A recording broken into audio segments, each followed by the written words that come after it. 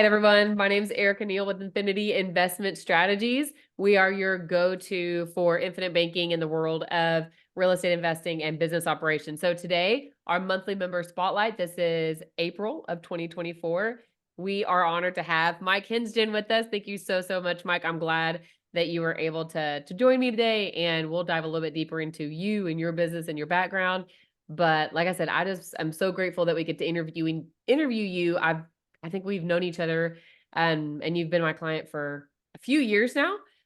So getting to spotlight you is just so fantastic. I've just gotten to see what you've done up to this point, but seeing what you're continuing to do is super exciting, and it's awesome that we get to share that with everybody else. So welcome. Yeah. Yeah. Thanks, Erica. Thanks for having me. The feeling is definitely mutual. Can't say I've done anything like this in terms of recording or being on here live, but yeah, we've worked together for a couple of years now. I've learned a lot from people like you. There's a lot to learn in the investing world, especially at my age, and hopefully I can share a little bit more about what I'm working on that can help some other people out, or wherever the conversation goes. So yeah, happy to be here. Thanks for having me. Man, I'm so excited. Well, you mentioned something, like you said, as young, like you begin to learn from a variety of different people as young as you are. And so I want to kind of pinpoint that for a minute when we talk about like your background and your career, and like where you went to school. That wasn't that long ago for you. So this will probably be, you're young and you're already getting it. Like, just, that's one of the things that fascinated me about you is how young you are, but how much you've been able to accomplish and your mindset at this age. I wish I was how you are now when I was your age. But I guess tell us a little bit about your background. Where did you go to school? What drove you to study your field? Kind of give us your back end story of how you got from there to where you are now. Definitely. Yeah, it really wasn't long ago. I only graduated 3 years ago, so I'm only 24. Um, I went to San Diego State University. So, I grew up in Southern California, grew up in LA, went down to San Diego for school. I studied accounting and I minored in information systems. I picked accounting. I was always pretty money-minded, but really it came down to, the mentors in my life, one of them being my oldest brother. He studied accounting, kind of went the Big Four, that accounting route. And I was able to watch he and all of his friends kind of go through that. And it interested me. I always knew that, hey, if I pick accounting, I can go basically anywhere. There's a lot of accountants that end up in, anywhere from investment banking to completely different out of the finance and accounting world roles. And, Everyone just uses that money, so background. everybody can use an accountant, right? Like Exactly. Money's not going anywhere. And yeah, there's always places you could go. And, I knew worst case, I didn't know quite what I wanted to do, but I knew I'm pretty good with numbers and I could manage the accounting degree. And it would take me wherever it might lead me. I also did information systems. I was pretty good with technology. I'm like the resident. My parents still call me for like tech support over the phone. Uh, I actually chose that because I needed some extra credits for study abroad, which my study abroad ended up being canceled because of COVID. But oh um, no. but funny enough, then I ended up in a IT audit role because of the mix of accounting and information systems, which landed me one of my jobs today. But and so it all worked out. Everything worked out for the best. But yeah, so I went to San Diego State, graduated about 3 years ago, and so I've been in the accounting world, working in the accounting world for about 5 years. Started as an intern halfway through college, and still in my accounting career. So That's awesome. Well, thank you for sharing. I guess I know right now you're working with credit scoring, right? So you work in FICO Experian. Remind me which FICO, right? entity? FICO. Okay. I didn't know it's Yeah, so FICO that's Experian or what. So yeah, that's that's what pays the bills for me. I do love it. I do love my team. I don't have that 9 to 5 mindset forever, but I'm so grateful for that job. It's been remote too since almost the very beginning. I started as an intern, worked in the office for about a year, and then been remote for 4 years now. And that's the direction the company decided to go ultimately, which opened up a lot of opportunities for me, which I love. Yeah, so so now you're in the Denver area, having moved so yeah, from. it's offered me, I was able to move. Well, when I graduated San Diego, as much as I love San Diego, I will get back there one day. But I was like, hey, I'm working remote. It doesn't really make sense for me to live near the beach over here like I really want to. It's not the most financially wise decision, even though I would have loved it. So I went back to LA for a couple of years. I actually spent some time in Hawaii. I was like, hey, if I could move back home, then, I can take this remote lifestyle and go to some places I want to go. I actually spent 2 months living in Oahu, which I absolutely loved. I'm a big surfer, love the beach. So I was able to balance the work life and some new experiences, making new friends, some new activities. Love to travel. And so I'm really grateful. If there's things to be grateful for when it comes to COVID, that's definitely one of them is, remote working. And that ties into a little bit of what the company I'm working on now. But yeah, I like to find the silver linings in things like COVID, and there's always opportunity where there is chaos, I suppose. But Yeah, there's always going to be chaos, right? Like if it's not one thing, it's the other. So, I mean, like you said, if you can find the silver lining or figure out how to make it to your advantage, why not, right? So that's awesome. Well, let's move into that. I think you kind of brought up something else is your your silver lining is what it has allowed you to kind of generate and create and come into. So let's talk about that. Right now, you are working on a project, and I believe it's you and a couple of different people that are working on this project within Cayto. So tell us what you've got. How does that work? I guess kind of how did you transition into beginning to build this company and the brand? absolutely. So yes, I'm with the company. We're called Cayto Group. Cayto is Latin for all knowing, which is kind of how we present and think about the accountants and then we offer, and I'll get into that in a second here.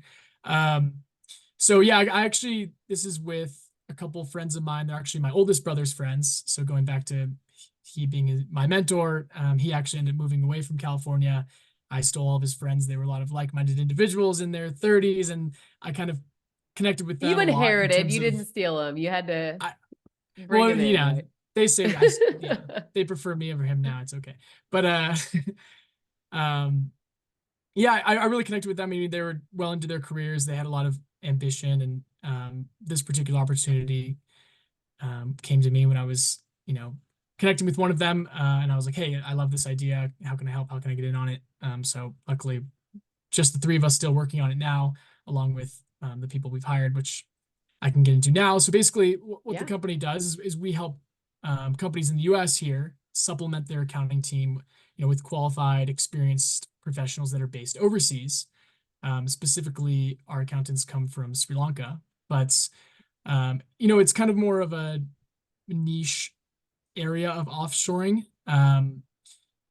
I guess the best way to describe it is to put it, as an example. Let's say you, Erica, own medium-sized retail company.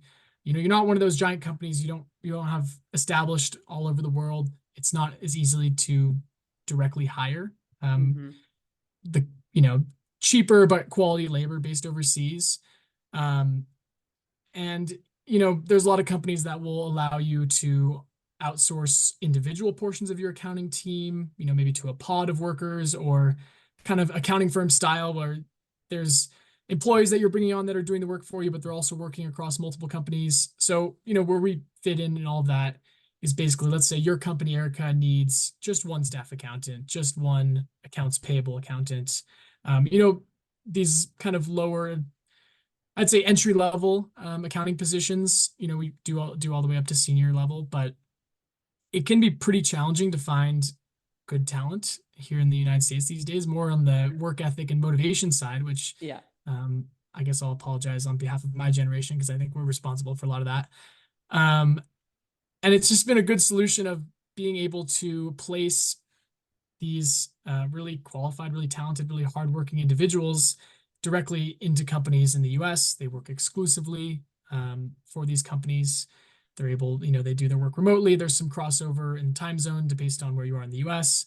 Of course. Um, and, just provide a little bit more opportunity and just fill the need. There's a really big need for accounting work here in the US today. I just saw this morning that Tupperware brands, their stock prices in the gutter, but they delayed their 10K filing. They've had Oh material my gosh. weaknesses, and to translate from accounting speak, it's like the worst possible thing you could have in in terms of audit. Basically means your investors can't really rely on your internal controls and therefore your financial statements. So, and they're citing, hey, we just had such a shortage of accountants, and you think if these big, you know, IPO'd companies can't even manage their accounting teams with all of their budget and bandwidth. And, how are these smaller companies doing? Right. Um, I remember one client of ours, really large, not a large, but pretty large, 200 million plus in revenue, retail company. They own four different retail kind of surf skate brands. But they had 8 people in a single year turnover within their accounts payable and accounts receivable department. It is Oh just a my God. disaster. Why? Was there like is that a organization issue or what? Or was it a hiring issue? They were Do you going know? through a acquisition, so they were bringing on another company. They're purchasing another company, which causes a bit of strain and when it comes to accounting. Oh, of I course. think a lot of accounting departments are not really prioritized. It's pretty for how important of a function it is. Um, it's not glamorous by any means. Yeah, this is Often not like the fun, sexy area that anybody like, oh, it's the accounting department, right? Like it's not at all. And we love you um, guys, but that's obviously an underappreciated area of business for sure. for sure. I mean, the FP&A and all the exciting finance stuff and forecasting and doing all this stuff. But at the end of the day, if you're reporting on the wrong numbers, it's a quick spiral downwards. So Yeah. yeah, I mean, acquisitions cause a lot of strain. A lot of owners don't necessarily value it, or if, let's say, a private equity firm owns these companies, the the direction is you guys should be able to do more with less is kind of always the mentality. And why are we paying an extra 70 grand a year so you can have another person in accounts payable or accounts receivable or um yeah, so I'd say like the tone at the top isn't necessarily there. And so yes, acquisitions cause, a lot of strain on accounting. People are gonna have to work longer hours. As soon as that first person turns over and leaves, then there's more strain on it's kind of like a little snowball. So the first person leaves, then next person's job gets harder, they leave. It rolled all the way up. They lost their accounts payable manager. Golly. It was really rough. They were, temp agencies are an option, but they're really expensive. Often you're not going to get the best talent. And luckily we now have 3 of our accountants there now, totally turned things around. We actually just interviewed one last week just for some marketing material. And one of my partners, he actually flew out to Sri Lanka last year and met with a lot of our accountants. Oh, got to They're meet them really like great face to people. face and everything. Yeah, I got to meet face to face. My goal is to get out there later this year. I might be traveling for work to India, which I'll be right there, and I'd love to hop over there as well and meet some of them face to face. But You're a it's big been a really traveler cool too, because you experience. were in Thailand. Not was it you that was in Thailand not too long ago? That wasn't me. I have jumped Oh, around to some different places, but Southeast Asia is definitely high on my list. oh man. Um, Well, I know yeah, so you just went through a lot there. I want to kind of unpack piece by piece of that. So a couple of things, like the first thing you mentioned is in the accounting world, and I'll say this, I think across the board, even since COVID, we have seen this massive gap in the entire working force, right? yeah, Anywhere there is no industry, no sector that is not affected by just lack of being able to fill those positions. I mean, anytime you go out to eat or go to a retail store or anything, there's just a gap in like the number of people that are there to work versus the supply. I'm sorry, but versus the demand that people have. And so obviously accounting is no different in a lot of different industries. But like you mentioned, you guys are able to help fill that need by bringing in offshore accountants, right? So a couple of things. One, I know some people kind of might get a little squeamish about that, but I'll tell you just from my personal experience, I've used a virtual assistant, not on the accounting or financial side, but for some of our back end technological things that we need in social media and back end graphics. I've used a virtual assistant based out of the Philippines, which I've had really good experience with. And a lot of those people understand the time difference and this and that. So, can you kind of speak to what is the process or vetting or some of the benefits you've seen from being able to use offshore accountants to be able to help fill that need for your clients? yeah. I mean, so first of all, I know that the whole talent shortage is across every industry. Accounting, I think, has pretty big implications for everyone too. Of course. Like I said, the public companies, if the financial statements aren't being reported properly, if it's causing issues there, that affects stockholders, affects everything. So, Hmm. um, but to your question, yeah, it's been a really cool experience, working with offshore. I've, my role at FICO, I work with a lot of people that are based in India and always had pleasant experiences, but I've been really able to get to know some of these people on a personal level too, which is awesome. And, it's easy to have the stigmas. There are definitely still stigmas around, bringing on people from overseas. Even though it's been, leveraged since probably the mid 2000, like maybe 2005, 2006 is when even the Yeah. big accounting firms started building out their global delivery services, or they have different names for them based on, I think the top 20, 25 firms all have, tens of thousands of employees over there. And, they've been leveraging it for a decade plus. So, um, it shouldn't be so inaccessible to smaller companies. It's a great strategy. Obviously, the cost savings are there, but it doesn't have to be so transactional. It doesn't have to be so, oh well, we're just going to save, $40,000 a year if we just, give it to this guy over here. So these are really actually really motivated people. Their English is a lot better than you would think. Their culture just kind of drives the work ethic that we're not seeing as much here today, which is Mm. sad. I'm love to speculate how we can turn that around. Um, and That's for they're a different interview, that's isn't that could be it? that could be a whole discussion in Oh itself. yeah, But that's a long night conversation, but I agree. I think that would be a good conversation to have, but yeah, obviously that problem exists, so you guys can fill that void. yeah, and they're just so grateful to be working for solid U.S. companies too. Like they love the idea of making an impact on this company that's a completely different culture, completely the opposite time zone. Um, you know, and it really offers them an opportunity too to, um, you know, earn a bit more, like significantly more than they can in their local market, while also knowing that they're with a stable company that's treating them well and values their work ethic and sees their experience for what it is. Takes their, these guys, if they go and they work for Deloitte overseas for 5 years and then they come and work for a different U.S. company, there's really a lot they can bring to the table. That's, 110, $120,000 salary worth of experience in the US that you're getting for a lot cheaper. But it's still the same work ethic, the same knowledge, the same expertise. There's no reason why smaller companies shouldn't be able to leverage it. So Absolutely. And there's definitely mutual benefit there, right? Like you said, like the companies here, you're a smaller company, you can outsource that, take advantage of the talent, the knowledge and the resource that you have. And those people over there are benefiting from it as well because like you said, they have a good secure company that they're working with. They're making more than what they would make elsewhere, so you're getting to see that on both ends. So if yeah, and you it helps. are go ahead.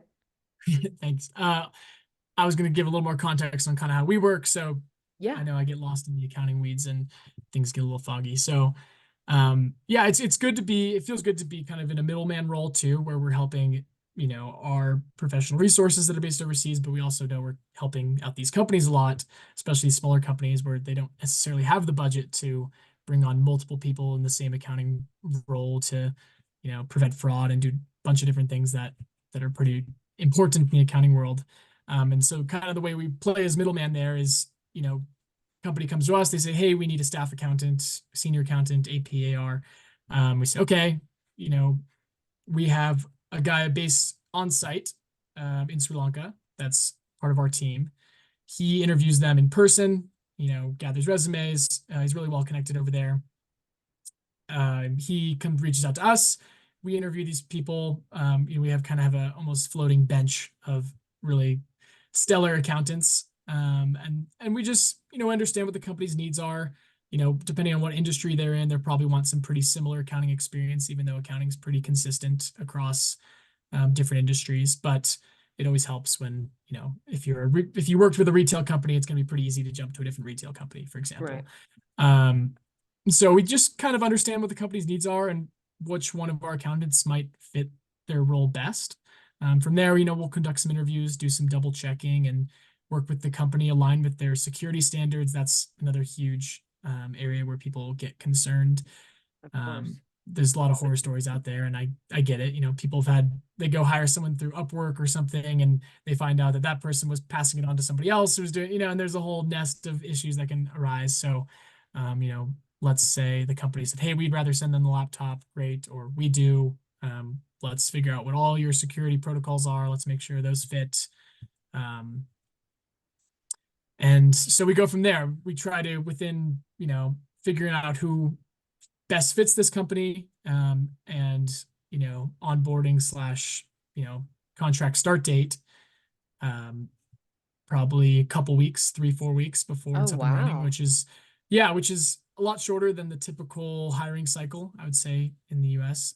I'd say Absolutely. that probably creeps up to 45 plus days in some instances, especially for these accounting roles where I'm going to keep rambling on here, but the Well, I gap, want to, I'd say the gap is like, if you are live in a big city, accounts, let's say an accounts payable position, for which, to translate from accounting speak again, is basically you're paying the company's invoices, you're handling relationships with the vendors, making sure that there's no business interruptions, etc.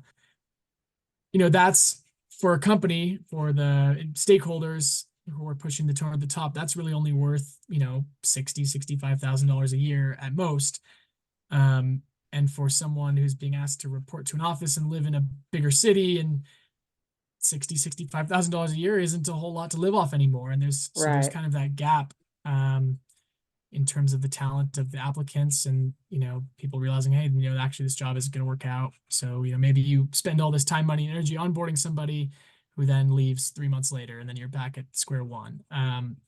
So yeah, I think the goal, we haven't had any of our accountants leave our current clients. They've only coming up on a year now, but the goal is just to keep it as more of a long-term solution. Yeah, that's really, at the end of the day, is like, this is the long-term fit, even though it's a contract basis. That's just more to navigate the, us being the middleman, but Well, I think that's it's really a fascinating what long-term you just solution. said is that you haven't had anybody that you've brought on ever, and this is over a year time span. So obviously, as time goes on, you'll continue to update that. But in the last year, you haven't had any of your accountants leave or quit their designated position. Whatever role they filled, they've maintained that role. Right. Nor have we had any Wow. company decide that it wasn't the right move, which is awesome. I think it Mike, speaks that's more to huge. the, I mean, yeah, it's really exciting. wow. We also, because we offer, the first 30 days, we say, okay, try it out for 30 days. If you're completely dissatisfied, we can either get you someone new or you can cancel altogether. We won't charge you anything. That's pretty much our guarantee. That's with every company. And none of them have ever canceled within the 30-day period. In fact, that retail company I was speaking about earlier, no one, since we brought on the 3 accountants, they haven't even had anyone else based in the US in their accounting team turnover. It's just like totally fixed their processes. Oh It's made my everyone's life a lot gosh. easier. It's cool if you feel like you're actually making an impact too, is and on many different fronts. And that's what made me so passionate about this, and why I've gotten so excited about this company. It's like, it doesn't feel like I'm working when I'm working for this company. So Well, yeah, yeah. just what you said just there, like you're able to, you're improving your company, obviously, right? That's a business owner's goal, but you're working with people who care about what they do. They may not be in the US, but that doesn't mean they don't care about what they do. They don't care about their, job as an accounting professional. But then in addition to that, just to add another layer, the people that you do have at your company already, when you're bringing on and you're onboarding, I'm sorry, when you're bringing on these people who are offshore, it's still beneficial for the people who are at your company and helping lighten their load. So that is just a fascinating statistic to me, that you guys have no turnover within the accountants that you've brought on. None of your companies that have hired you have left and said, "Hey, never mind, no thank you for your services." And if they have current staff, they haven't had turnover in that current staff because you've been able to lighten their load. Just like that blows my freaking mind, because I know that this is such an issue in the business world. I mean, holy shit, I would want to scream this from the mountaintops if I were you too. Like, that's awesome. Like, I don't even do this. And I'm like, oh wow. You know what I Yeah, mean? yeah. So it's really cool. I mean, that's another silver lining of COVID, was kind of this opportunity of, hey, everyone pretty much was forced to figure out how to work remotely. So the systems are typically there, and I'd say Oh yeah. 95% of companies, they had to manage working remote. So it's just as easy for, you know, someone in New York and for a California company that's working for you, it's basically no different. Um, Yeah. I think with the accountant we interviewed was saying, yeah, I work from, 6 to midnight in Sri Lanka time. That lays over plenty of hours. We schedule some meetings, with the company that's based in California, which I think is that might be the full 12-hour difference, with that one, which is as bad as it gets, I guess, unless you're in Hawaii. But, Yeah. um, and it's worked out really well. The company's had no problems, and obviously the cost savings are there, but it's so much more than just a transaction. It's really a long-term partnership. And, I wish the accounting skill set was here in the US. I wish wish we could, I guess, give those jobs mostly to people who want them here in the US, but um, the demand so far outweighs the supply that this other solutions have to be found. And so um, I'm excited to be able to contribute to that, I guess. Yeah. Well, I mean, I'm just, like I said, I'm blown away by that because, like you said, businesses are growing and there's so many small business owners. So when you talk about like COVID, for example, there's a lot of good things that came out of that. But one of the things that we've seen is so many people are either they've left their company to start their own job, or they've got their, their side business or whatever. There's like this whole new entrepreneurial spirit that's kind of come out in people. And so you're starting to see businesses grow, expand, even in our business with Infinity, the number of people that we connect with all over the US now is substantially bigger than what it was prior to COVID. So, 'cause so many more people are open to connecting virtually. So, if we're looking at all these different companies, all these different businesses that have started over the last few years, who would you guys say if you were going to pinpoint this is my ideal target? This is our, this person who fits in this box is going to receive the absolute most benefit from you and your services and what you offer. Is it a size? Is it an industry? Is it a number of, revenue, number of employees? I guess who is it that you think benefits the most from what you guys have to offer? Yeah, that's such a good question. And that's been a particular challenge. I mean, like the number one rule of, sales and marketing is like be as specific as possible with with your niche and who you serve, and right. And the more you iron it down, the better success you're gonna have and your targeting. So like the benefit and the crux is that, we can really serve any industry. We have the accountants who have the experience with any type of company. I mean, we have accountants out in anywhere from retail to construction to financial services, a lot of different areas. But I'd say size is probably the most important. We're looking for that kind of larger, small to medium-sized company. I'd say anywhere probably more than 50 or so employees, where really the accounting processes are in place, and need to be in place. The bigger the company grows, the less insight the individuals have on the whole process, the more Yeah. you're in need of a dedicated person to handle accounts payable, dedicated person to handle accounts receivable. Ideally they have a controller or some sort of accounting head in place, whether that's VP of finance, the controller, maybe directly to the CFO. But any company that really just has some sort of small to medium-sized accounting team, and has their processes in place. Usually there's people at the end of the day that care about their financial statements, some sort of stakeholder. Of course. So I guess larger than your mom and pop shop, but as we get into, too large of companies, that's where, it makes more sense. They have the budget and the bandwidth to go incorporate overseas themselves and hire directly and, skip out on our middleman costs, I guess you could call them. But so yeah, really that kind of niche company where they're not big enough to necessarily expand, but they're big enough to where they're self-sustaining. They have their accounting processes in place and they're, a well-oiled machine. They're just not a massive company, I suppose. Yeah. And they're still in that need of, hey, we've got to, like you said, get these financial statements, these records, or, tax filings, whatever it is, done. Need to get those done. So you mentioned something earlier, which is interesting because I mentioned I've used a virtual assistant based out of the Philippines, found her through Upwork. And now I'll tell you, it took me, I think she is probably the fourth one that I've used. And it was like a trial and error, trial and error, trial and error. And what a absolute, like, it was such a pain to kind of have to go through that because you're going on there, you're posting posting what you're wanting, however many people apply, or you can kind of comb through and see who you like and who fits that. And then you're going through the interview process. And then you're saying, okay, well, this is what I want. You try a couple of things, give them a couple of tasks to do, and they either do it well and, or you have to give them some critique and say, hey, maybe try this, change that. So you're going through this whole like training process. And then at the end of the day, like I mentioned, I went through 3 before I landed on this 4th one that actually worked out. So it literally took me over a year to find one that I really aligned with and that did a good job for what we were looking for, yada, yada, yada. All of that to say, I know there's so many companies that are in that same space that are trying to fill in those accounting voids with, I don't know if they're doing it. Maybe they are doing it through Upwork, or maybe they're looking on LinkedIn or whatever.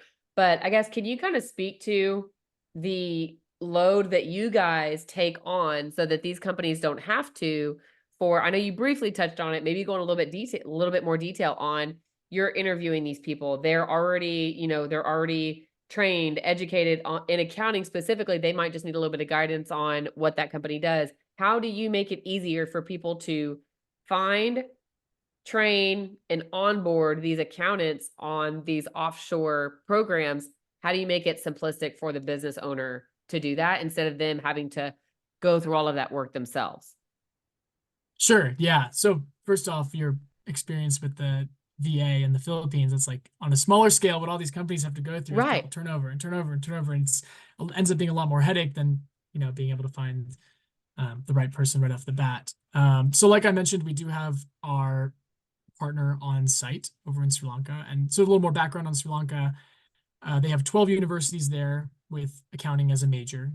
They Okay. graduate about 300 people each every year in accounting. So they're kind of an awesome little niche for finding these accountants to begin with. I had A no lot of them idea. end up working. Yeah, yeah. I mean, the common ones are probably India, the Philippines, and probably a couple South American areas, or Indonesia, I guess is another one. But yeah, we found this to be our great niche. Actually, our other 2 founders, they actually ended up building out their accounting team they each worked. One of them was the CFO and one was the CAO at a previous company, and they actually ended up building out their accounting team with this exact same pipeline of accountants. They were able to hire them directly, and it dawned on them like, hey, why don't we just open this up to everybody? And So they that's did when it I for caught wind of themselves it. first. Yeah, and they proved it, and like, okay, this is working great. We actually love these guys. They're incredibly Okay. talented. Why don't we do this, on a larger scale and offer it up to other companies? And that's when I caught wind of it. I'm like, love it. I'm in. And luckily I was able to provide some value in some areas. But so yeah, so we have our guy on site. He sources these accountants. Our minimum qualifications, they need to have at least 5 years of experience. Well, first they need the accounting degree, then they need 5 years of experience at least. And especially working with US companies. There's a lot of outsourcing based companies they'll end up working for, or they'll work for Big Four. But yeah, the majority of them have at least 5 to 8 years of experience. They've worked in public accounting, they've worked in the private sector. And then, of course, we match their resumes with the needs of our particular prospect or client, whoever we're speaking to at the time. And at the end of the day, what we're aiming to do is give them double the expertise, pretty much double the qualifications that they're looking for in the job requisition, and then cut the salary in half, basically, is really what it comes down to. So it's more 2 times the expertise at half the cost is kind of the little phrase I've tokened. But Oh, well, absolutely. I mean, I'm writing all this down too. So and that was something else too that you just mentioned. I didn't realize. So if you're a company that comes to Cayto Group and you say, hey, I'm looking for, maybe I do need an accounts payable personnel, whoever they're bringing on already has 5 to 8 years of experience in that industry, which in any hiring aspect, like finding somebody with experience, finding anybody, first of all, is difficult. Finding somebody with experience is the needle in a friggin' haystack. So yeah. that's a whole nother level to it, is that experience level. That's fantastic. Yeah, well, there's a lot of people that will say, I'll take the work ethic over the experience if I know someone who's like hungry and ready to be trained.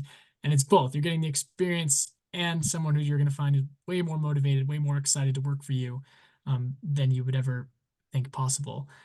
And yeah, it even gets down to what accounting systems do you use? Oh, we're still on QuickBooks. Great. This person has 3 years working with QuickBooks. It's like Okay. really getting it as specific as possible just to make sure that the value is there, and we can provide the best services. You know, we think it's a great solution, and we're not in a rush to we're not willing to explode in growth to sacrifice the quality of the work that we're giving. So um yeah, it's really just finding the right niche. And at the end of the day, if it doesn't fit their accounting processes, we'll tell them that. We'll say, hey, maybe this isn't the right solution for you, and here's why. So Well, let's talk about it that. So when you're at, let's say, hey, I'm a business owner and this, I hear this interview and I'm like, holy cow, this sounds great. I want to hear more about it. I'm going to call Mike, I'm going to call Cayto Group and see if they can help me. So if you have yeah. a business owner call you and they're interested in your services, what does the process or their interview process, like, what does that look like? What do you guys do with them on the front end to determine if this makes sense? Learn more about their industry so you can, if it does make sense, obviously, go out and help them. What does that upfront process look like?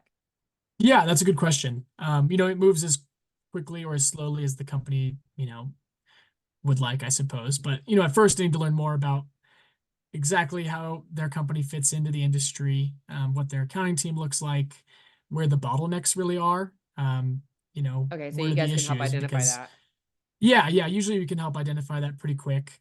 Um, Typically, the more the entry level accounting processes tend to fall out of whack, the more of a headache it is for the controller, for the CFO, whoever is running the accounting, whoever is trying to close the books every month and is getting, the backlash from the stakeholders of why didn't you get me this sooner and what's the problem? And even just from the perspective of accountants have a lot more to offer other than just closing the books every month. A lot of them have special projects. It's honestly important for their career development too. A lot of them need to learn more about FP&A or other areas if they want to, make that jump from the accounting world to maybe like a CFO role where it's accounting and finance. It's I think one thing when speaking to a lot of different controllers and VPs of accounting in that area, this is they have a lot of special projects in mind that they just can't get to because the accounting processes just aren't there. So it really does ripple into other effects. And I mean, that's going to cause some discontent in their job if they're not in a company. And if they're still having to be hands-on with invoices and customer billing and, receipt of goods and things like that, things that they've moved on from a long time ago, then, that's going to cause some discontent in their life. But yeah, it really Well, I comes think down that's to important too, understanding. though. Like Mhm. if you can't bring somebody in to do what it is that you do, then you can never grow and scale up. And sometimes if you have that scarcity mindset, well, I don't want to be replaced or I don't want somebody to take over my job. If you have that scarcity mindset, you're not putting yourself in a position to be able to grow and scale. How can you grow and scale and do the bigger and better things that you want to go do if you can't even offload these little minute things that you need to get done? So you got to have that abundance mindset and say, hey, I need somebody to do this so I can do this next level project. So I think that's an important aspect for companies who are looking to hire out, or even if you are an accounting person that works at a company and you hear this, you're like, hey, maybe I need to forward this over to, to our company president or department head. You've got to have that abundance mindset of, if you're going to grow and scale, then you need to have somebody else ready to fulfill all the little duties that you're trying to leave behind. So anyway, I was just like, that's a good point too. So carry on. Yeah, good point. And it's can help me gather my thoughts there for a second, which, it's really helping these people understand, helping our clients understand that, you know, there's a trade-off and help them see the opportunity cost and what there is to gain from kind of overstepping maybe that fear or that hurdle of like, oh, offshoring. Um, it still has the stigma to it, like I said earlier. Of So course.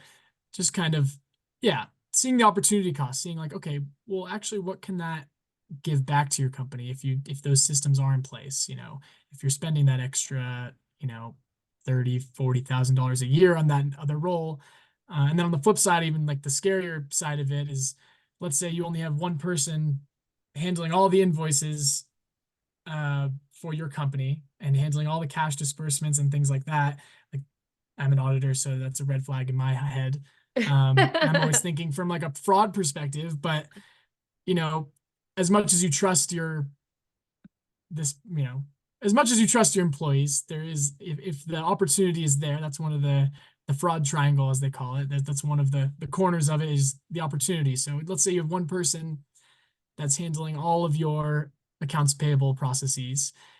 What's stopping that person from creating a fictitious customer or vendor, excuse me, and putting their own bank details in, and then boom, paying themselves, finding a way to pay themselves. Maybe they issue a refund to themselves for a customer that didn't actually exist and no goods. There's a lot of fraud risks when it comes to That's just the those entry reality of level it. accounting. Yeah, yeah. I mean, And and anybody that's been in business for a long time knows that, like, hey, I'm going to hope for the best, plan for the worst. But I mean, that happens. It just does. People do shady things all the time. yeah, and it's a bummer, but Yeah. you have to be prepared for it. So hey, yeah, what's that extra $30,000-$40,000 a year to bring on a second AP person, so there's some checks and balances in that department, or just the peace of mind. And then not only that, but it'll run a little bit smoother. And so there's a lot of positives when it comes to it. But I guess back to your original question, it kind of starts with there is really understanding their needs and seeing if the needs are there, and then whether we can serve, whether we have someone on our bench, or can find the right accountant to give to them or have them test out just to see if it's fixing those needs. But the whole process really comes down to, okay, you're in, let's find you the right person. We'll interview them again just to be sure, double check their resume, their qualifications, make sure it meets the needs. Some companies prefer to also have an interview, or at least see a recording of the interview just to Of course. That makes kind of sense. see before. Yeah, pretty standard.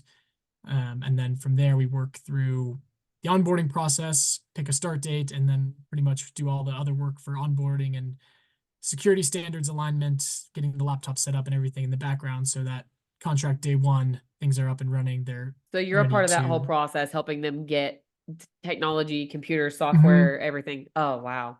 What a Yeah, just relief. understanding, because every company has their different security standards, and we Of want to be course. as Yeah. flexible with.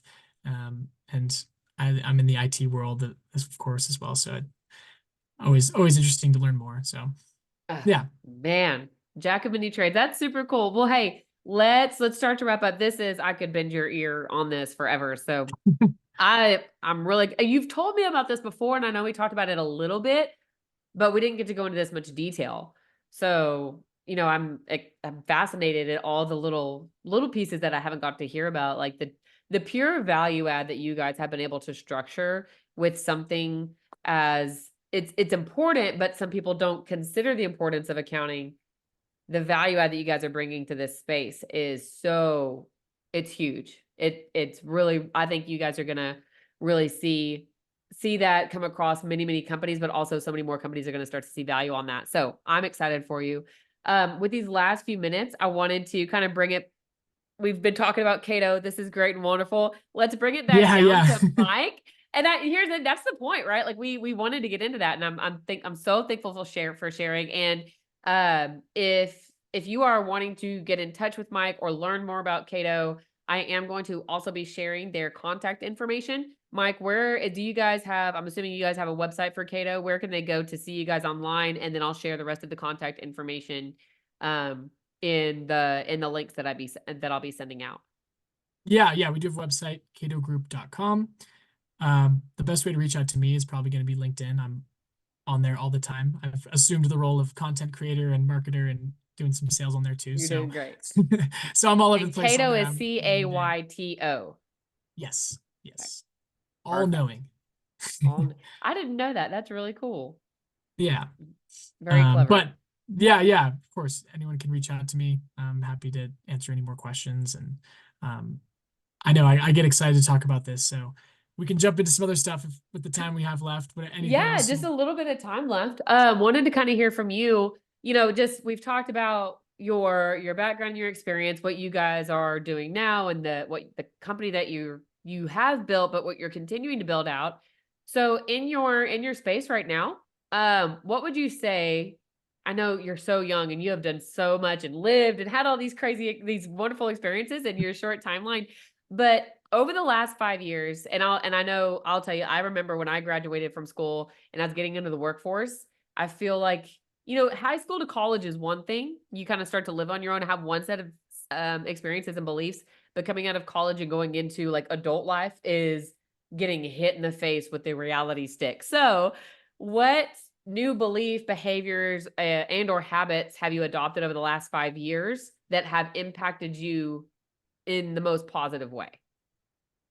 Yeah, I mean, jumping from not only college to the real world, but smack middle of COVID, it was such a Oh weird my God. time. Yeah. Um, and so I really kind of had to get myself, it was kind of on me to get myself together. Luckily, I had the right people around me, right friends, right mentors. Um, there's that the people you spend the most time with, you have a major impact in your life, right? Everyone pretty much agrees with that, I would say. Yeah. But I don't think people Um, realize the power of it. I'm trying to tell my 15-year-old daughter that right now because that's something that I've realized very much so over the last probably 7 or 8 years. But people know it. But if you truly digest that, the 5 people that you spend the most time around are going to be a reflection of how your life will be. If you truly swallow that pill and digest it, it will change your life. So I'm glad you can yeah, say that. Go ahead.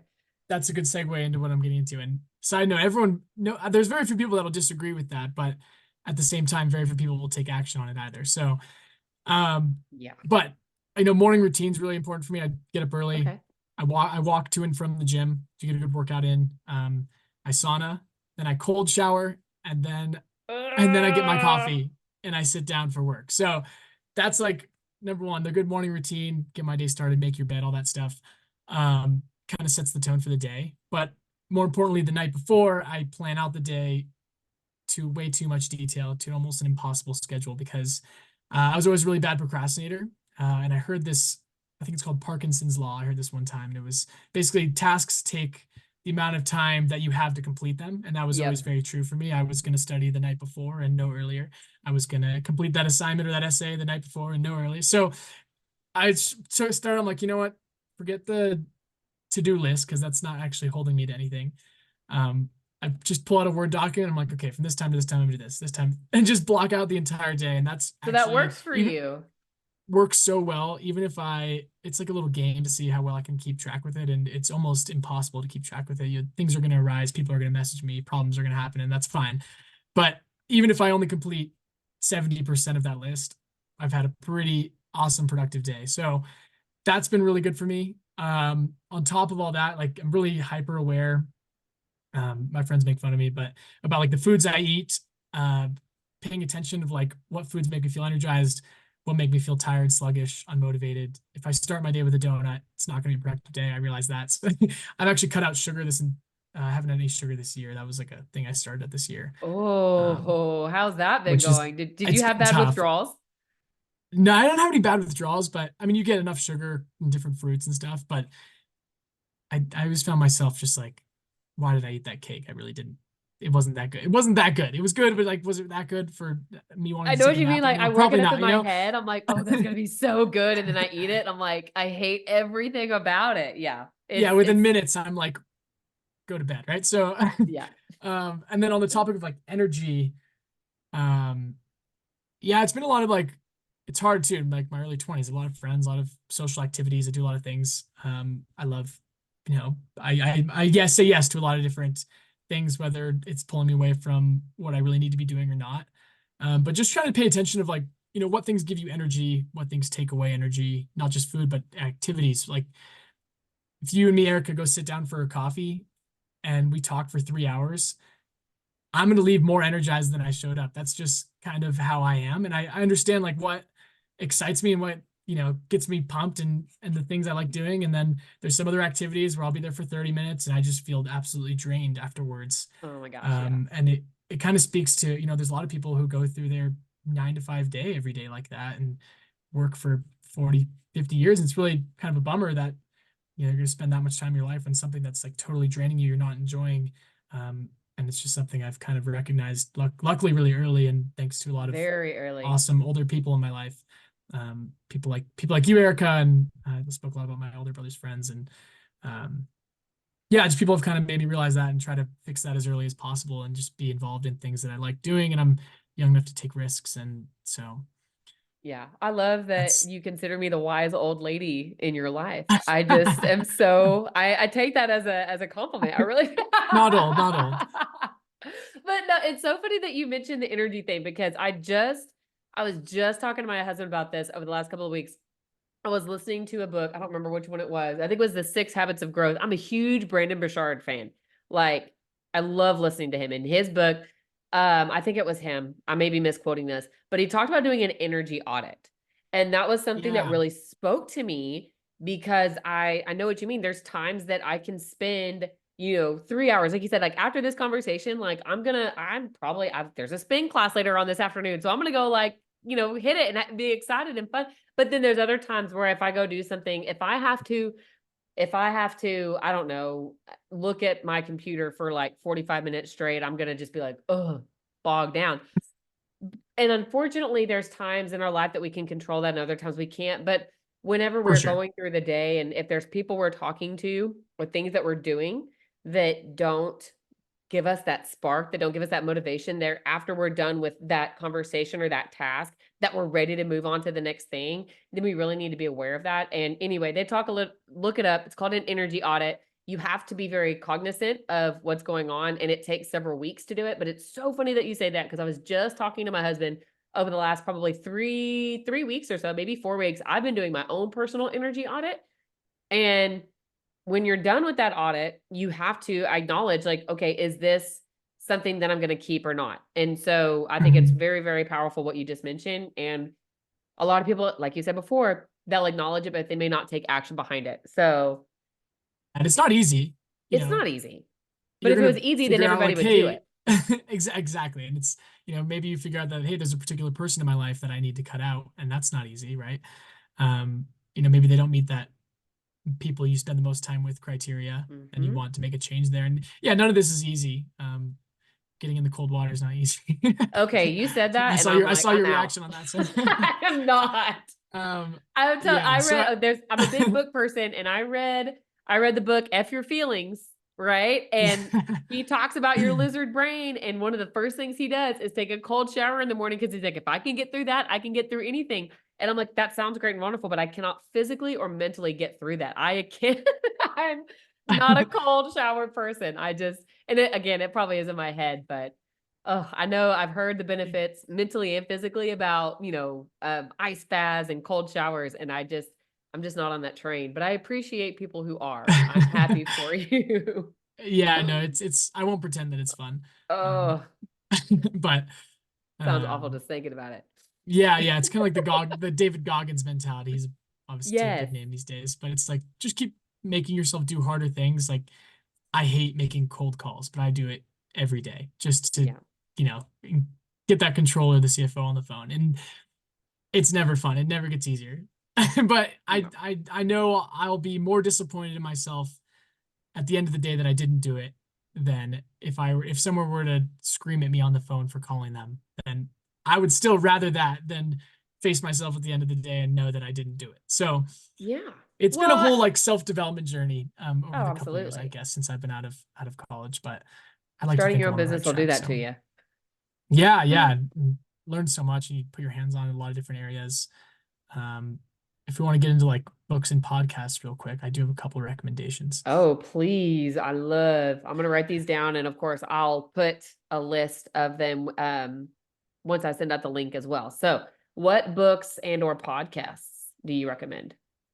I'd say first of all, like the ones where I started and where I think everyone, out of college should start is with the classics like Think and Grow Rich, Of Rich Dad course. Poor Dad. Those are like you got to start there, and it helps with the visualization, kind of picturing your long-term goals, kind of understanding money too, especially if you don't have the finance and accounting knowledge. Um, that'll always be important. And then I mentioned Goggins, so I'll give him another shout out for Can't Hurt Me. That one just fires me up. I'll use it at the gym and and those days where I'm not feeling very motivated. But there were two particular books that kind of kicked me that are a little niche, I guess. The first one actually came from Robert Kiyosaki's. It was recommended on a podcast he was on. It might have been a Bigger Pockets or something podcast. But he recommended this book called The Creature from Jekyll Island. I Are you love that familiar? book. It was the Yes. most insane book I've ever read, and it is. I mean, if you're It's a heavy just a read. warning, it is 600 pages and it's this thick and it's this big and I bought it and I don't think I touched it for like 3 months because I was like, there's no way I pick up that book. One day It's I did and I couldn't stop reading it. It was yeah. so mind blowing to me, and so interesting how little we actually know about the money system that we use every day. So for anyone, just to wrap it up, it's basically just explains what the Federal Reserve is. It does get in kind of into the author's personal conspiracy theory towards the end of the book, but the first half of the book, at least, is like the whole background of how money originated and then what it's come to today and how fraudulent it is in a sense. And I was like, I couldn't believe what I was reading. I had to like fact check some of this stuff because I was like, there's no way. Yep. You I know, did the for exact same example, thing. yeah, it blew my mind. It was such motivation for me to like, well, I better figure out my personal finances and wealth really quick. This is the most fragile thing I've ever heard of. And it totally made sense why there's these major boom and bust cycles, and try to kind of understand where that fits in, where your investing strategy fits in there. But to, I guess as a brief overview of it, just to kind of scare people into reading it, is like, if you, Erica, go put, $10,000 in the bank, you would think, oh, they have a 10% reserve ratio. They're going to keep $1,000 and they're going to loan out $9,000. Makes sense, right?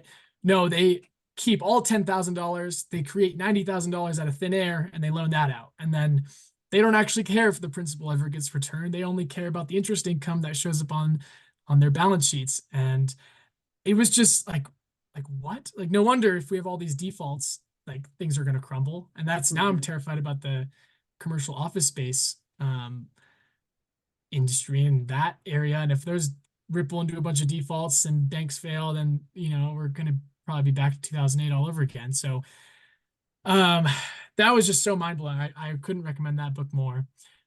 The A other little fun one fact on that real quick too yeah, is go for it. So Creature from Jekyll Island, first of all, I did it on Audible. It's over 24 hours. So it took Yeah. over 20, and it's a heavy read, but I cannot back Mike on this enough. You've got to read this book. Be ready to kind of chew through it slowly. But like he mentioned, with the reserve requirements of 10%, that actually came into play after the Great Depression, that they required that. And slowly over time, the FDIC has lowered the reserve requirement for banks.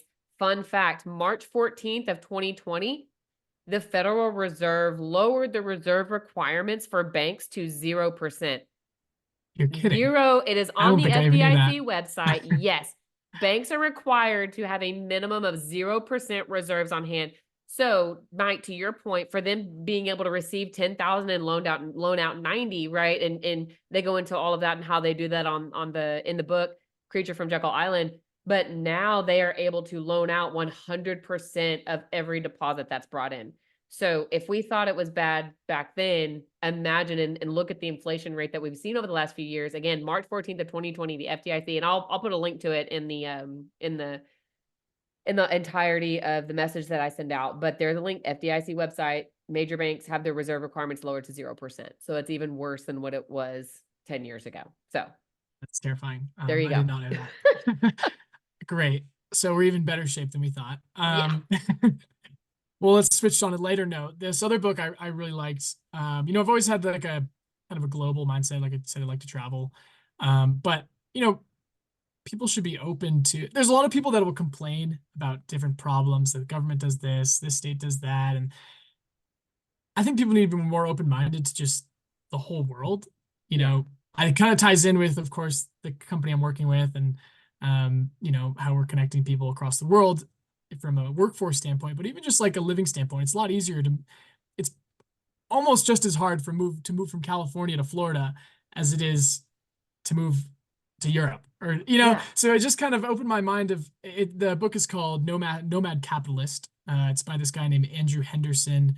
He grew up and basically decided that life was better abroad. He ended up actually renouncing his U.S. citizenship and acquiring multiple passports. He lives in different parts of the world throughout the year. He was able to find really good investment opportunities, able to navigate everything from dating to healthcare to, personal life and adapting. And it was really, really interesting to me. It actually was able to find out that I was eligible, and I have my appointment coming up here soon, but to apply for a citizenship in the EU through my family heritage. And I was like, well, nobody else knew this. And, we all been raving about our heritage and all this stuff in our big community back in California, and no one ever told me this. And I don't think anyone even knew that we could go back and apply and claim the citizenship. And it's like, well, why not, right?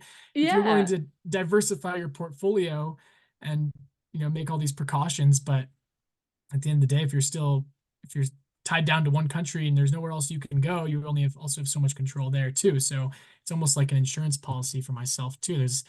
I'm young, I have a lot of years, and I love the US and I hope I can stay here the rest of my life. But um, it's another like diversification in my life as well, you know, and maybe I can look into investment properties in the EU, or maybe I can look into starting different businesses that aren't developed as they are in the US, in one of these European countries, or maybe I can take it even further. And it was really, really interesting to learn. I just totally opened my mind to this whole idea Huh. of living abroad, and got my girlfriend on board, and she's like, okay, when we get it, we'll find some time to move there and we'll figure it out. And so um, that one I couldn't recommend that more. He's a really That's a interesting guy. super He's a lot cool of book. interesting perspectives, and yeah, so That that's sounds kind of like a you too, fun. because you always talk about like traveling and living all these different places. So, but you're also very business minded and growth minded. So the nomad capitalist.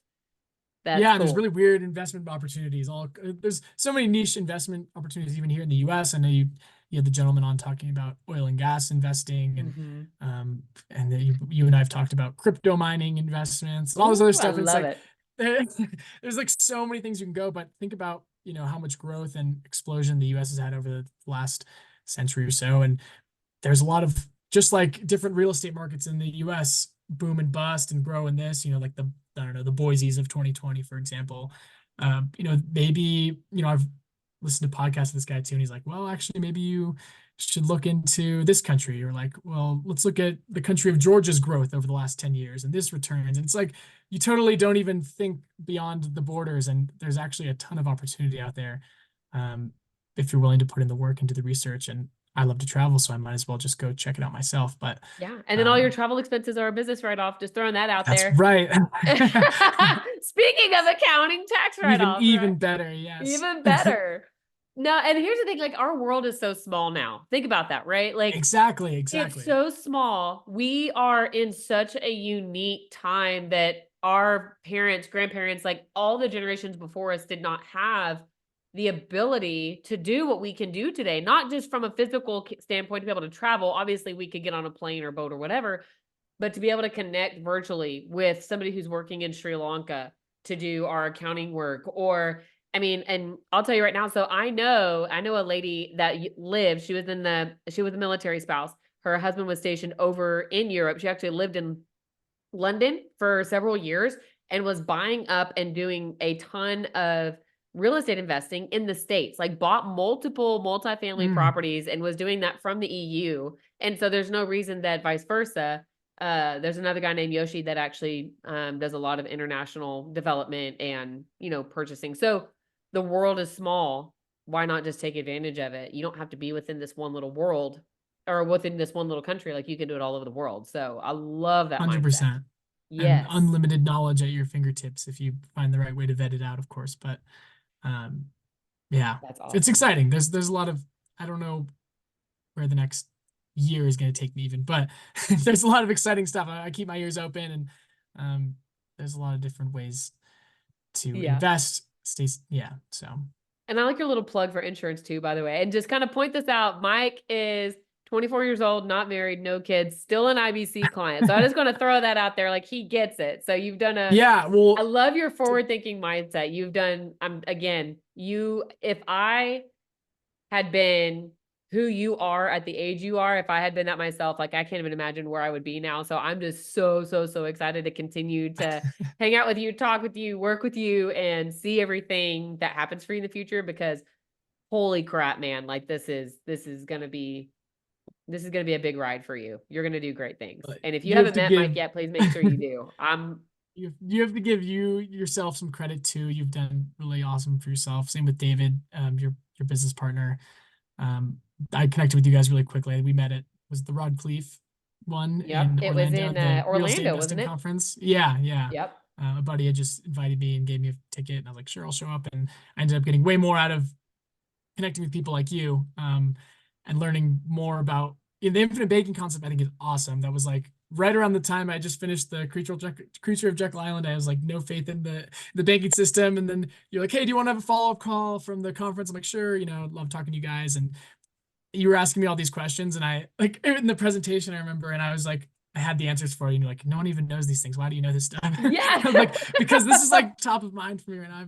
I've been so passionate about this the last like month or two. I just learned about it, and I was all in. Perfect I love timing. the idea of like feeling safe where I can put my money. I'm very like, I mean, my mindset right now, I'm so young, like, let's get my cash up. Let's, join the right businesses, figure out what to do. And so I can create more of a long-term plan for myself. And I think it was like, just to plug you a little bit, even though most of the people that are listening are probably already clients of yours. It's like, it's so awesome. And I get excited to tell even people my age about it because I didn't know what it was. And I know for sure a lot of them don't know what it was, but just being able to kind of safely grow my income or put somewhere, feel better about having my money somewhere other than the bank, and knowing that it's growing and knowing that it's accessible, and kind of strong arm myself too into making sure I'm making the right investments and I'm using that cash for productive things. Yeah, it's been really exciting. I always love hopping on my annual call with you and David and catching up and doing stuff like this. So yeah, just a little plug for the infinite banking concept. I love it. I think it's the greatest thing ever. Oh, you're great. That's awesome. I appreciate it, Mike. And it's like you said, it works great, but it's also about having the right people. And that's why, I mean, David and I, we love to work with people like you. You're growth minded, you're looking at the future and you see all of the potential opportunities, but you're also capitalizing on what you can for now. So again, I'm blown away by what you have done and continue to do. And if, like I said, if you have not met Mike yet, you've got to do it. I'm gonna put his LinkedIn profile and all the different contact information in here. So give him a shout, give him a follow, all of the good things. And if you are someone who is either looking for or is in need of some help on the accounting side of your business or the company that you work for, please reach out to Cayto Group. Mike, do you guys charge for like consultations or going through that interview process to see if this makes sense? We charge absolutely nothing except for the cost of our accountants. No fees, Perfect. nothing. Everything is flat rate. Wow. Um, but yeah, to add on that, I mean, even if you don't need any accounting help, if you've no tie to the finance and accounting world, like definitely reach out. I love learning from other people, what they're up to, what their businesses are about, what makes them tick. I love the world of connecting. LinkedIn is kind of my little niche for that, but um, yeah, reach out for anything. I love just meeting people. If it's just like, hey, Mike, love to just chat. That sounds great to me. So That's awesome. Well, I'm hoping there's plenty of reasons to reach out. Again, if you haven't done so already, please make sure you do. And then next month we will see you. It's going to be the first Monday of every month. So I want to say it is, let me pull up my calendar real quick. May 6th. So we will do another member of the month spotlight. Obviously, we have some fantastic people coming on here. I'll send this out. If you have any questions, feel free to reach out to me or Mike. And then other than that, we'll see you guys on May 6th. yeah, thanks, Erica. This is definitely one of those activities that gives me energy. I'll be living off this the rest of the day. So Me too. Awesome. Y'all have a great evening.